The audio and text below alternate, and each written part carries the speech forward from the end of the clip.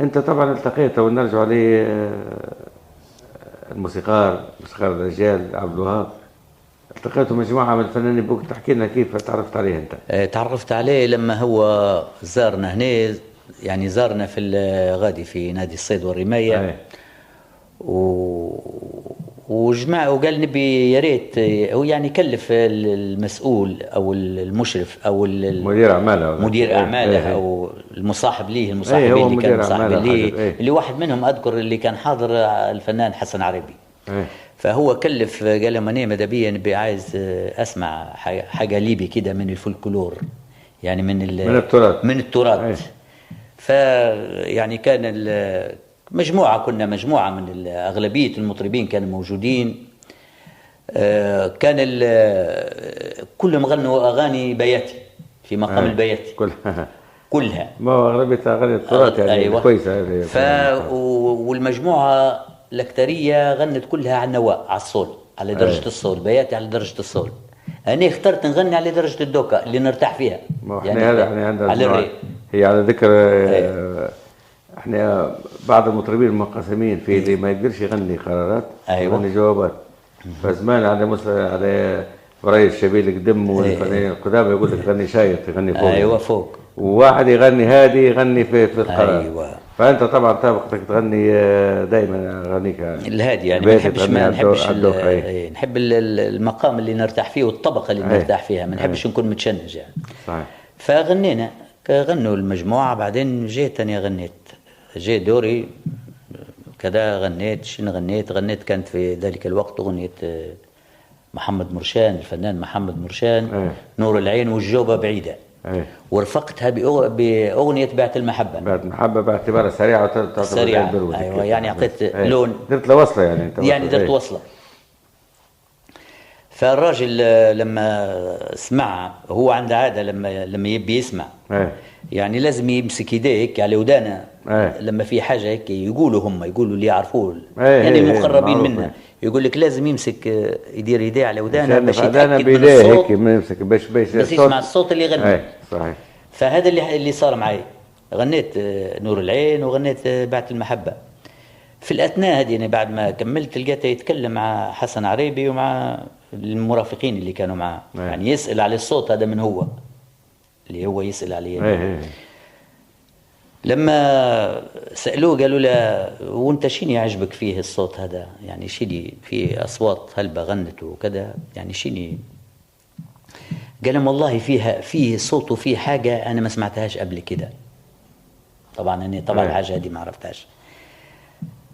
وانتهت الحفلة. ليه هو علق عليه، قال تعليق بسيط، قال هم الجماعة متعشين بياتي ولا متعشونا بياتي يعني. متعشونا بياتي ولا ايه. وبعدين انتهت الواحد اللي يعني الجلسة، وكل واحد بيسلمنا عليه ومشى، وكل واحد مشى على حاله. لكن اليوم اللي بعده، في اليوم التالي، فوجئت بالمرافق اللي هو كان مرافق لي هلبة، الأستاذ المرحوم أحمد الحفناوي. الأستاذ أحمد الحفناوي. جاني أحمد الحفناوي في نادي الصيد وإحنا في البروفات، طبعا أنا كنت أحد أعضاء المجموعة الصوتية. جاي قال لي ابشر يا عم، ابسط. قال لي، قلت له إن شاء الله خير. قال لي يا راجل، قال لي الراجل طالبك بالاسم قال لي، ولازم النهارده، قال لي الساعه 7 بنروح انا وانت. كويس. يا هو ابسط. قال لي المجد، قال لي طبعا يعني واحد يطلب عبد الوهاب وما يعرفهاش. قال لي عبد الوهاب. قلت له معقوله يعني انا زي اللي مش مصدق.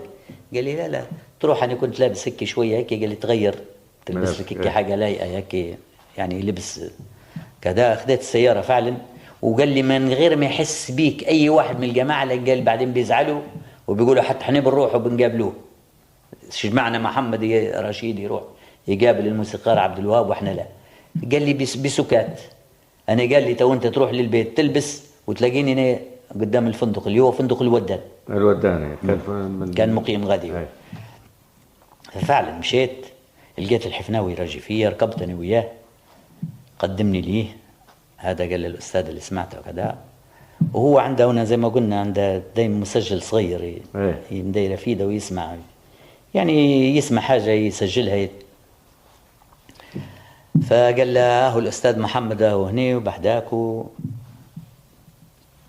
وكانت تبي يعني تكلمه، وكانت تبي قال له لا والله أنا في الواقع، قال له أنا أعجبت، قال له بصوته امبارح لما غنى، وعايز أعمل له حاجة، عايز أعمل له لحن. قال له الحفناوي والله يا ريت، دي فرصة العمر. طبعا الحفناوي عبد الوهاب قال له يعني عبد الوهاب يلحن لرشيد، معناها بيطلع في الخدمة رشيد. الله يبارك فيك. فهو قال له، لكن قال له انت عارف الاستاذ محمد يعني ما يعني بهيك بكل صراحه، يعني قال له ما يملكش انه هو يدفع للموسيقار عبد الوهاب الثمن والمصاريف بتاع اللحن وبتاع قال له لا، قال لنا الصوت اللي اعجب به، اللي يعني الصوت لما نعجب انا بصوت بنقدم له يعني بنهدي له اللحن هديه، اللحن الاول، واعطاه دليل واعطاه امثله. قال لنا طلال المداح لما سمعته اهديته، قال له قصيده صح. يعني باعجابي بصوته، مش يعني مش بالصوت، قال له عنده لكنه في صوته هي اللي لفتت نظري، اللدغه بتاع لسانه، لغنه لسانه. صباح قال له اديتها لحن سمعتها، قال له هي، قال له طبعا من زمان تغني، لكن اني قال له سمعتها مره يعني في حركه هيك عملتها، اعطيتها لحن هديته لها هديه، اللي هو عالضيعه يما عالضيعه، اظن انت سامع عندك عليه فكره. فالاستاذ محمد قال له في حاجه هيك في صوته عجبتني، ويا ريت قال له يعني الكلام اللي حلحنه له يا ريت يكون باللهجه العربيه، باللغه العربيه. ليش؟ حتى يعرفوه الفنانين واللي يعرفوه في العالم العربي، على اساس يكون يعني زي طلال المداح يعني معروف بالاغنيه اللي اعطيتها له، ما تكونش باللهجه المحليه. صحيح. اللي هي طبعا ما يفهمهاش الا الواحد. فيا ريت يعني نتحصلوا عليه قصيده ونتحصلوا عليه حاجه ونبدا له فيها حتى من هنا. بس قال لي انا عايز اسمعه دلوقتي، قال لي عايز اسمعه في حاجه مصريه يغنيها قدامي عشان اعرف انا هو بيقول ايه بيعرف يحدد المناطق الجماليه في صوتك، مش حد يعمل لك عمل يعني. هي. فكان في هذاك الوقت انا كنت نحفظ له مجموعه اعمال، يعني مش هذاك الحفظ لكن شويه شويه. غنيت له اغنيه مغنيها هو، غنيت له منها المقطع الاول اللي هي حن يلي هجرت الروح، مش عارف تعرفها ولا لا. سمعتها ولا؟ الاغاني القديمه دي، هذه من الاغاني القديمه شويه. غنيت له منها شويه، قال لي كويس، لكن انا اللي يعني اللحن اللي حاعمله لك يعني مش بالشكل هذا. طبعا هذه على اعتبار انها قديمه شويه، لكن بنعمل لك حاجه جديده يعني حاجه تركيبه جديده. طبعا الموسيقار عبد الوهاب دائما متطور، دائما يعمل في فقال لي يلا سمعنا شويه من الاغنيه هذه اللي هي حن اللي هجرت الروح. في الحقيقه طبعا الغناء قدام عبد الوهاب طبعا حاجه مش يعني زي الامتحان، هرم يعني، وخصوصا ضل بروحكم 3 من الناس في الغرفه، يعني انا وهو واحمد الحفناوي. فجتني هيك زي الرهبه شويه، لكن مع ذلك تمكنت غنيت يعني درت هيك روح شويه وغنيت. قلت فيها، قلت للمقطع الاول اللي يقول هو حن يلي هجرت الروح ترى وملكش قلبي يحن، ارحم ألامي ارحم ألامي ارحم ألامي وحن. حلو. وبعدين يقول المقطع الثاني اللي هي تكملة للمقطع، يقول قديمة، يقول قاضي الغرام زعلان عاللي جرى ليا، ده انت ملكش امان واخد الهوى غيا، والحب جنة ونار بينهم انا محتار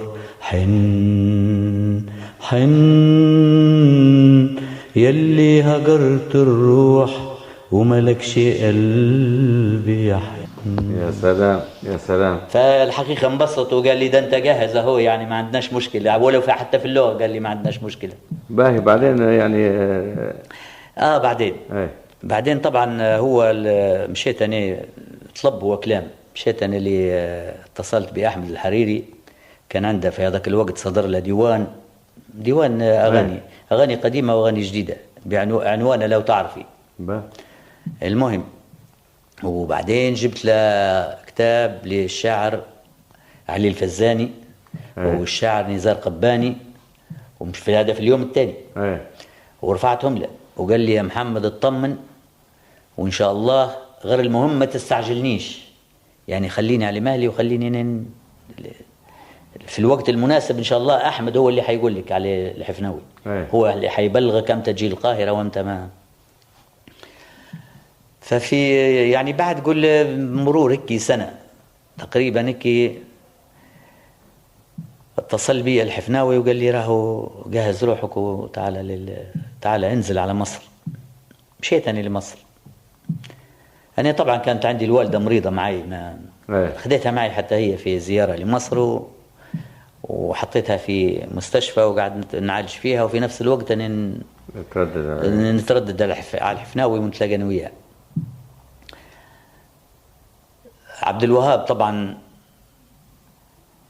احنا لما تكلمنا على الواحد تكلمنا احنا قلنا على الاجر وعلى المبلغ اللي يبيه وعلى فهو رجال قالوا انا ما بالنسبه للفلوس ما عنديش مشكله مع واحد نهدي له لحن. اللي لحنه هو التنفيذ ايه حتى التنفيذ كان، لكن عنده شرط ان الاغنيه هذه تطبع على حسابه هو في الشركه اللي هي شركه صوت الفن اللي يملكها هو والمرحوم عبد الحليم حافظ، ويطبع الشريط او الاسطوانه، ولو ضربت هو كي قال بلهجته هو، ولو ضربت يعني انت حتاخذ نصيبك، لكن السبق دائما بيكون لي يعني انا صاحب الاغنيه وانا اللي لي الحق في التصرف فيها. قلت لي هذا كله ما عنديش فيه مانع، المهم يتم الموضوع. المهم مشينا طبعا في المشيه هذه، هذا في اللقاء الاول اللي لما احكي لك عليه، لما مشيت انا لمصر قالوا هو والله الان مش موجود. بعد ما قال لي الحفناوي تعالى قال لي والله يا محمد انا اسف، لانه هو صار له هيك هبوط في عيونه، هو أنا زي ما تعرف هو مريض بالعيون، فمشي يجري في عمليه في اسبانيا، ولت المهمه صعبه شوي. المهم طوالت المده والحقيقه يعني ضاعت الفرصه مني وما عادش لحقتها. وحتى في زياراتي اللي تكررت بعد ذلك، يعني مره يقول لك مصيف في بلودان في سوريا، ومره يقول لك مشي لسويسرا يعالج، وفعلا يعني هذا كلام صحيح، مش مشي مثلا هروب والله بالعكس، يعني هو اللي عرض، هو اللي مرحب بالفكره، يعني عبد الوهاب يهرب من الناس. ايوه المهم فشاءت الاقدار ان هي لم تتحقق الامنيه هذه.